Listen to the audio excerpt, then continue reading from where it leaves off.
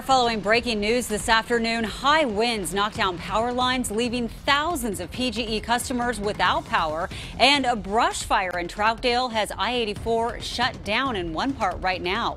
Welcome to KOIN 6 News at noon. I'm Jenny Hansen. We also have some new information today about the young girl who died from an E. coli strain. We will have a live report from Newport in just a few minutes. But first, we have live team coverage today involving the wildfires and the wind. Meteorologist Sally Showman is standing by with the latest conditions. Cor Harlan has details on a brush fire in Washington County, and Riley O'Connor is live in Troutdale, where we start with a brush fire that has part of I-84 shut down. Riley?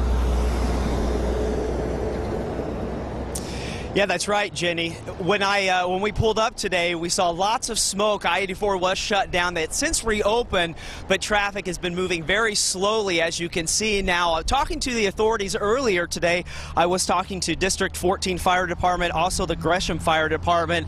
The call came in right around 10 o'clock this morning, and we've been talking about these gusty winds that have been coming through. And what happened was a part of a tree fell, hit a power line, and it sparked, and that's what caused this grass fire, and it just rapidly moved down in this area with these high winds. And as you can see, the ground is very charred all along here. Now, the good news is the fire department has been keeping a good track on this and has really been working really hard to get this put out. As you can see, we're not seeing any flames going on right now. Still lots of smoke in the area, but these the fire chiefs and the firemen are out here working to get this put out.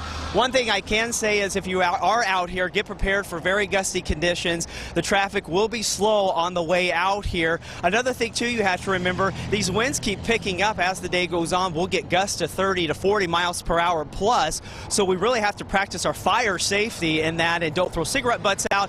And if you see any smoke along the freeways today while you're driving, you need to call authorities as soon as possible. So I'm going to toss it back to you guys in the studio and get the latest on the wind conditions, also those relative humidity levels as well. Jenny, back to you. All right, Riley, we'll keep monitoring that situation. We do want to check in with Cor Harlan, who is live in Washington County this afternoon, where there was another fire. Cor?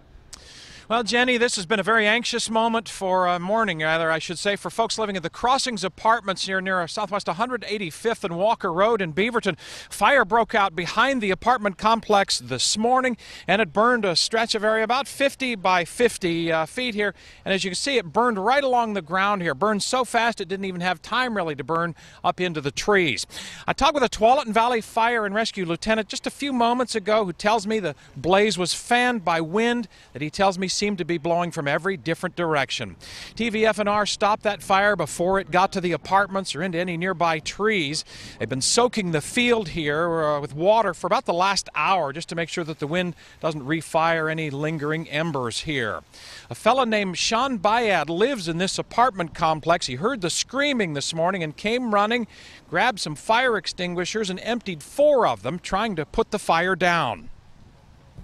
Does it surprise you how fast that fire moved? I know, yeah, it's very fast, because I'm like, by the time I went to get the second one, it was already there. I'm like, oh my God, I can't catch it. So so I kept running faster and grabbing, and I didn't know that it doesn't last that long, the fire extinguisher. So there's still some excitement in that guy's voice an hour or so after this blaze is put down. Back here to a live picture now. Look at these green trees that line the back of this property. Here's a picture of them. Those, as strange as it may seem, are also very, very vulnerable to fire. The fire crews tell me that even green shrubbery like that appears to be plenty of moisture in it, doesn't have enough moisture in it and could very easily have caught fire and spread into some nearby homes just across the way here. We're live in Washington County at this noon hour. Cor Harlan, KOIN 6 News. Jen.